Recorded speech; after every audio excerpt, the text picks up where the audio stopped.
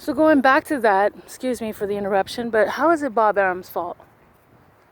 How is it Bob Arum's fault that Manny lost? That Manny was unprepared? Manny didn't take it seriously.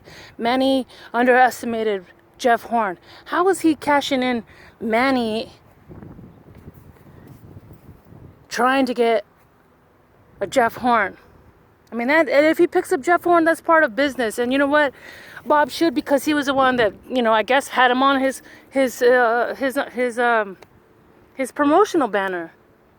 Why not? If Jeff Horn wants to go to Top Rank, more power to him. And that's not anything bad on Bob Arum. I rewatched the fight. That night, I was so excited that it was one of the best fights. To me, it was fight of the year. It was so awesome. I didn't really care who won because it was just that good of a fight. It was just so amazing to see what everybody was going through mentally in the fight. Like Manny having all the blood on his face. Like, what was he going to do? Like, it was just like, wow. It was really sick of I love that fight. And then when they announced who won, I wasn't surprised. I wasn't like, whatever. If anything, I'm just thinking, he brought it. He brought it. He gave Manny uppercuts. He took him to the ropes a lot. He landed a lot of body shots that nobody ever mentioned or talked about. He gave him a lot of straight jabs. He was roughing him up. He used his weight. He made Manny look small for the first time. Like, Manny's a small guy. And in fact, Shane Mosley and Oscar said, there's no way this little fucking man beats me. But when they got in the ring with him, Manny looked big next to those guys. Or not big, but size wasn't an issue, should I say. But with Jeff Horn, he looked tiny.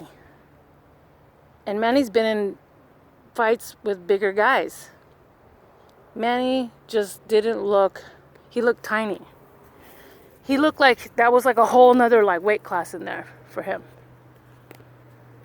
It looked like how with Floyd and him, but that's the thing, like Floyd didn't jack up Manny like this. Jeff Horn jacked Manny up to a level that was just like, wow. He did. They both jacked each other up, which was awesome. It was just, I mean, this is kind of what you want to see in boxing, right? I mean, that's what I thought. Isn't that what you want to see, Bubs? Don't you want to see this in boxing? Oh, you do? You want to box? Let's box. Let's box. My dog likes to box, by the way. Anyway, with that being said, I thought it was an awesome fight. And Stephen A. Smith, he needs to, go put a sock in it. Because that guy is over there with the flute in his hand and taking all the Pactards and all the Flomos with him into, some deep abyss of stupidity. Honestly, it is just so stupid and irresponsible of him to be talking in that manner and kind of just trying to put Timothy Bradley in his place and trying to make it seem like, well, Tim, you got a gift to win and blah, blah, blah, and who are you to talk kind of attitude. And it's just so disrespectful. And Teddy Atlas, I love Teddy. He's a straight shooter. I'm not really sure what was going on with Teddy that night. Maybe if he looks at the fight again, he's, may think things differently, but he got caught up in the moment. I'm not really sure. I really don't know. For the most part, I will almost always side with Teddy. But in this case, I don't know if it's him and Freddie being homies or something. I'm not sure, but something just wasn't, he was over the top. And I think his commentating mixed with Stephen A. Smith just made everybody took it on this train. Because honestly, watch that fight again.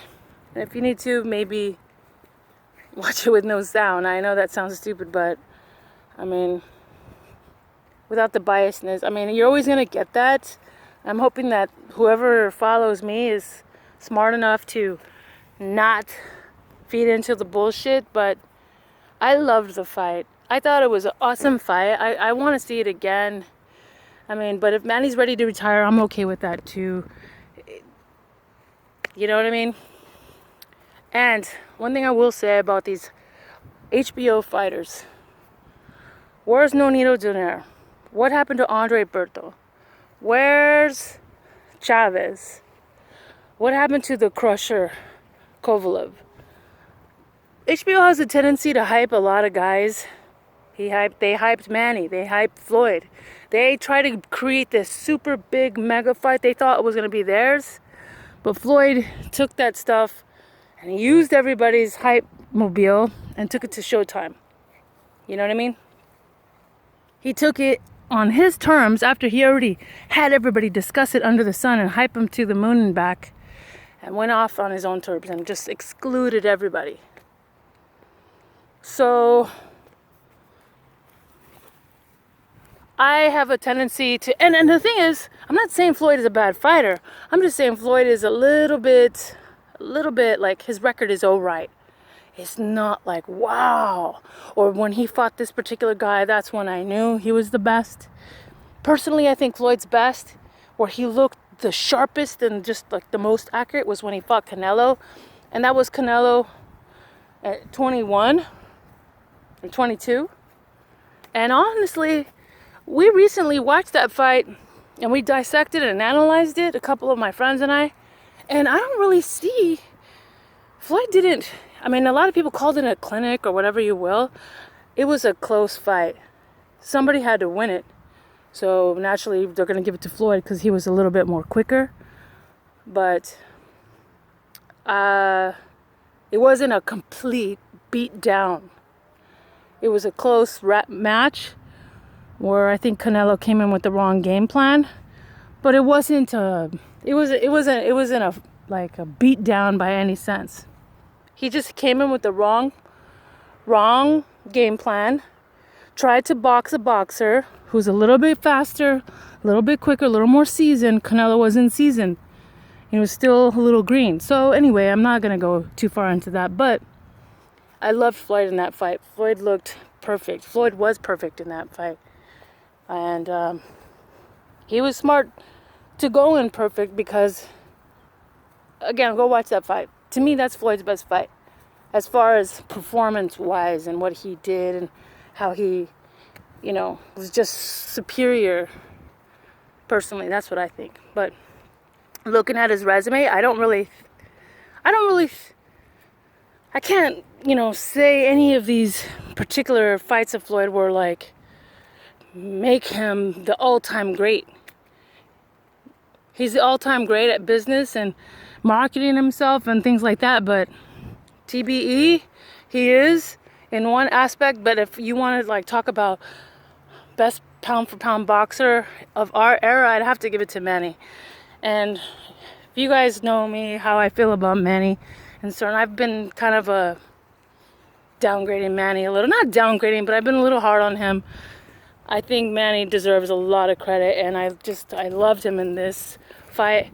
I have so much more respect for him, and I don't know. I want to see another one. Bring it on. And congratulations to Jeff Horn. He pretty much would have died in the ring that night. I think he gave it his all. He wasn't going home ashamed, that's for sure, if he did lose that night. So props to him, and props to Manny, and props to Bob Arum for taking taking boxing back to ESPN,